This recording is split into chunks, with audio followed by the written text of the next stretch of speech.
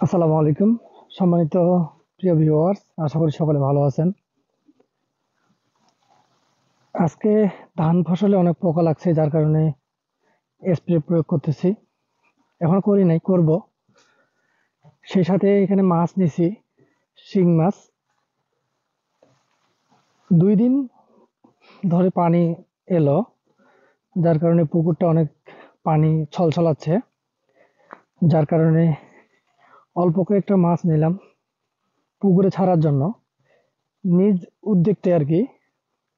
আমার নিজের জায়গা থেকে যে কয়টা মাছ পাইছি, মাছগুলো বিলের মাঝখানে ছেড়ে দিব।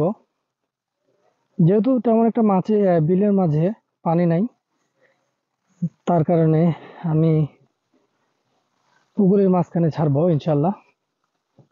অল্প কয়েকটা নিচ্ছি, এখানে শিং মাছ, কয়েকটা ষাটি মাছ আছে, আর 2টা মনে হয় কই মাছ আছে। এই মাছগুলো পুকুরের মাঝে ছাড়বো ইনশাল্লাহ, আপনাদেরকে দেখাবো। আমরা চাইলে নিজ নিজ থেকে, নিজের দায়িত্ব থেকে অবশ্যই বিলে মাছ ছাড়া, যেহেতু বিলের মাছ আবার আমরা সংগ্রহ করে থাকি। আলহামদুলিল্লাহ, বিলের মাঝে, বিলের ঠিক মাঝখানে পরিপূর্ণ পানি।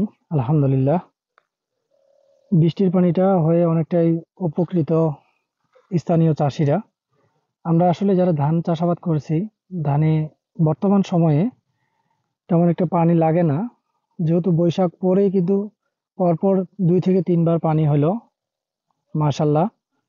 যার কারণে সবুজ বর্ণ এই ধানগুলো অনেক সৌন্দর্য হয়েছে, অনেক সুন্দর হয়েছে। যার কারণে আপনাদের সাথে শেয়ার করলাম। সেই সাথে মাছ ধরে নিয়ে আসছি, এই বিলের মাঝখানে ছাড়বো ইনশাল্লাহ। মাছ নিয়ে আসছি এখানে, শিং মাছ। দেখো তো, দেখো, একটা একটা করে ছাড়ো। আমি নিজ দায়িত্ব থেকে এই উদ্যোগটা নিলাম। আপনারা চাইলে বিলের মাঝে এ ধরনের মাছ আপনারা ছাড়তে পারেন, যেহেতু এই মাছগুলো আমরা সংগ্রহ করে থাকি। দাও, বিসমিল্লাহ, ছাড়ো ওখানটাই। গুড। হ্যাঁ, জীবন পাইলো একটা। যেহেতু আমরা নিজেরাই এই মাছ শিকার করে আমরা এটা খেয়ে থাকি, সেই প্রেক্ষাপটে আমি নিজ দায়িত্বে কিন্তু এই ধরনের মাছগুলো আমি এখানে ছাড়তেছি। এই মাছগুলো সমস্ত বিলে চলে যাবে। এই যে এটা হচ্ছে বড় মাছ, এটা হচ্ছে মা মাছ। এই মাছে প্রচুর পরিমাণে ডিম আছে। ব্যথা দিও না। এই বাঁধবে একবার, বাঁধলে ভেজাল আছে। একটা কাজ করো, যে লাঠিটা আছে না, ওটা দিয়ে দাও। দাও, ছাড়ে দাও, ছাড়ে দাও, ওখানে ছাড়ে দাও, বেশিক্ষণ ধরিও না। ওটা মা মাছ, ওটাতে প্রচুর পরিমাণে ডিম আছে, যার কারণে ওটাকে ছাড়া হলো। পরবর্তীতে মিশ দিবে। এটা কোন মাছ? ষাটি মাছ। দাও, ছাড়ে দাও, দ্রুত। ফাইন। এই যে ছোট ছোট শিং মাছ, এগুলা পরবর্তীতে অনেক ডিম দিবে। এই যে মা মাছটাকে আমি এখান থেকে বাজার থেকে সংগ্রহ করছি, তখন আমি বিলের মাঝে ছাড়তেছি। অল্প কয়েকটা, বেশি না আবার। এই মাছগুলো যদি ডিম দেয়, যেহেতু মা মাছ প্রচুর পরিমাণে ডিম দিবে, সমস্ত বিলের মাঝে কিন্তু ছড়িয়ে যাবে ইনশাল্লাহ।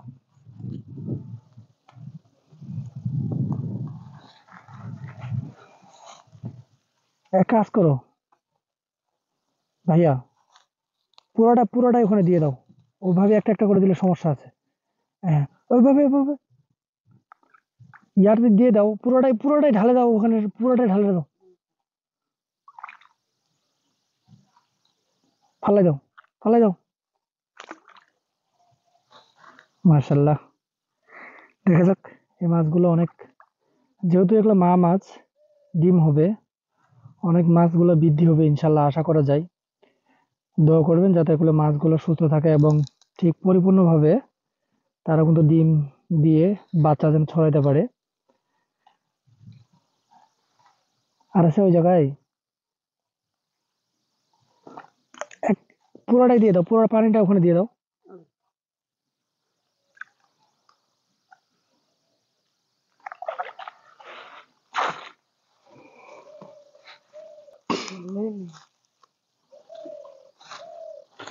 মূলত এই বিলে মাছ ছাড়া হয় না।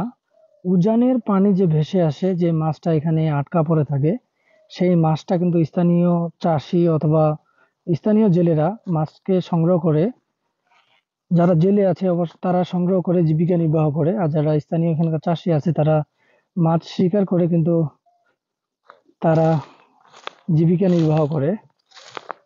আসলে এই জায়গায় মাছ ছাড়া উচিত। মূলত যখন মা মাছটা যখন ডিম দিবে, তখন কিন্তু বিভিন্ন ধরনের কারেন্ট জাল, পোলো, রিং জাল, এই ধরনের কিছু সরঞ্জাম ব্যবহার করে তারা কিন্তু মাছটাকে সংগ্রহ করে ফেলে, যার কারণে অধিক মাছ হয় না। আমার দাদার আমলে যখন ছিল, তখন কিন্তু প্রচুর পরিমাণে আমি মাছ দেখছি ছোটবেলায়। প্রচুর পরিমাণে, হিউজ পরিমাণে মাছ, বড় বড় মাছ দেখছি। সেই তুলনায় বর্তমানে মাছ নাই বললেও চলে।